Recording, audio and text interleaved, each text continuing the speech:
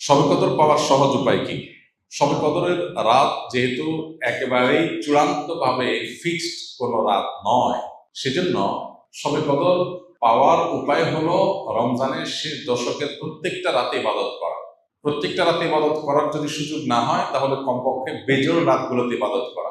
নবী সাল্লাল্লাহু আলাইহি ওয়াসাল্লাম বলেছেন, তাহাররাউ লাইলাতুল কদরি ফিল বিদরি মিনাল আশরিল আওয়াখিরি মিন রমাদান। রমজানের শেষ দশকের বেজোড় রাতগুলোতে তোমরা কদর তালাশ করবে।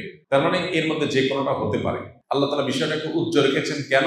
হাফেজ ইবনে হাজার আসকারী রাহমাতুল্লাহ আলাইহি বিশ্ববিখ্যাত হাদিস ব্যাখ্যাতা, হাদিস বেত্তা, তিনি সহিহ বুখারীর বিখ্যাত ব্যাখ্যা গ্রন্থ ফাথুল বারীতে লিখেছেন যে আল্লাহ রাব্বুল আলামিন লাইলাতুল কদর নির্দিষ্ট একটা রাতকে ফিক্সড করে না দিয়ে, এই যে শেষ দশক আবার বেজোড় রাতগুলোর মধ্যে সম্ভাবনা বেশি, এটা করেছেন যাতে করে আমরা বেশ কয়েকটা রাত ধরে ইবাদত করতে পারি। এখন মনে হতে পারে এটা তো আমাদের কষ্ট হচ্ছে, আমাদের জন্য বোঝা হলো, ফিক্সড হলে তো আমাদের জন্য সহজ হয়ে যেত। মরার পর যখন আমল নামা হাতে পাবো, তখন মনে হবে ইস, এই লাইলাতুল কদর আল্লাহ শেষ 10 রাতের মধ্যে রেখেছেন। পুরো রমজান রাখতেন তাহলে 30 রাত ধরে ইবাদত করতে পারতাম, কারণ তখন লাভটা চোখে আসবে এবং দেখা পড়বে। এই জন্য লাইলাতুল কদরের জন্য শেষ সাথে বেশি বেশি ইবাদত করতে হবে। এটা হলো লাইলাতুল কদর পাওয়ার সহজ উপায়। আরেকটা সহজ উপায় আছে, সেটা হলো ইতিকাফ, যেটা এতক্ষণ বললাম। আপনি মসজিদে যদি ইতিকাফ করেন, তাহলে লাইলাতুল কদর পাওয়াটা এমনিতেই সহজ হয়ে যাবে। এমনকি ইতিকাফকারী ব্যক্তি, যদিও শেষ দশকে নবী সাল্লাল্লাহু আলাইহি ওয়াসাল্লাম রাত জেগে থাকতেন, যদি কোনো কারণে তিনি ঘুমাতে হয়েছে, ঘুমিয়েছিলেন, তারপরে ইতিকাফকারী ব্যক্তি ঘুমাইলেও সেটা ইবাদতের মধ্যে। বাসার ঘুম আর মসজিদে ইতিকাফকারী ঘুমের মধ্যে পার্থক্য আছে। মসজিদে অবস্থানটাই ইটসেলফ একটা ইবাদত। অতএব আপনি যদি চান যে আমার লাইলাতুল কদর মিস না হোক, তাহলে তার জন্য সবচেয়ে মোক্ষম সুযোগ এবং সবচেয়ে সহজ উপায় হলো ইতিকাফ করা।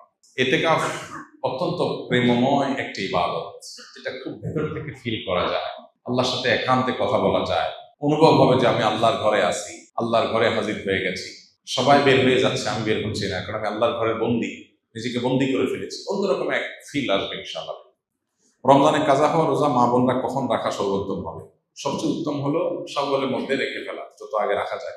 যদি সেটা না রাখা যায়, পরবর্তী রোজার আগে আগে রেখে ফেলা উচিত।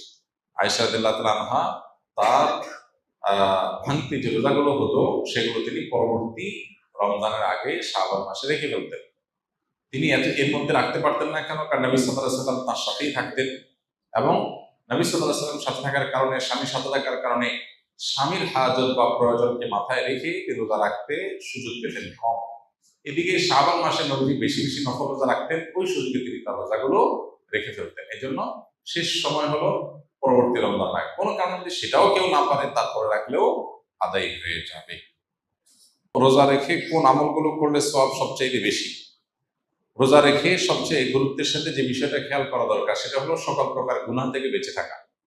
সকল প্রকার গুনাহ থেকে বেঁচে থাকা। আমি রোজা আছি, আমি গীবত করবো না, আমি রোজা আছি ঝগড়া করবো না, আমি রোজা আছি গালমন্দ করবো না, আমি রোজা আছি মিথ্যা কথা বলবো না, আমি রোজা আছি হারাম কোনো জিনিস ফেসবুকে, ইউটিউবে, মোবাইলের বাইরে, অফলাইনে, অনলাইনে কোনোভাবে দেখবো না।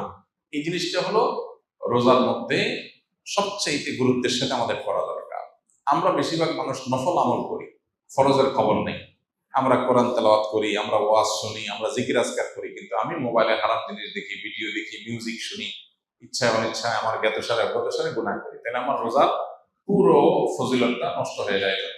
নবী সাল্লাল্লাহু আলাইহি ওয়াসাল্লাম বলেছেন, রব্বা সাইমিন লাইসা লাহু মিন সিয়ামিহি ইল্লাল জু। বহু রোজাদার আছে, রোজা থেকে উপোস থাকা ছাড়া তার কোনো উপকার হয় না। সেজন্য এই জিনিসটা খেয়াল করা দরকার। আর এর পাশাপাশি নফল আমলের ভিতরে সবচেয়ে বেশি করণীয় কোনটা, যদি সেটা বলেন তাহলে বলবো রমজান মাসে কোরআনে কারীমের প্রতি আমাদের বিশেষ গুরুত্ব থাকা উচিত। এর বাইরে দোয়াটা বেশি বেশি পরিমাণে করা দরকার আমাদের। রমজানে কোনো ব্যক্তি হঠাৎ এমন অসুস্থ হয়ে গেল যে সাহরি খেয়ে রোজা রাখতে পারবে না, সেক্ষেত্রে ওই ব্যক্তির রোজার কাফারা কি হবে?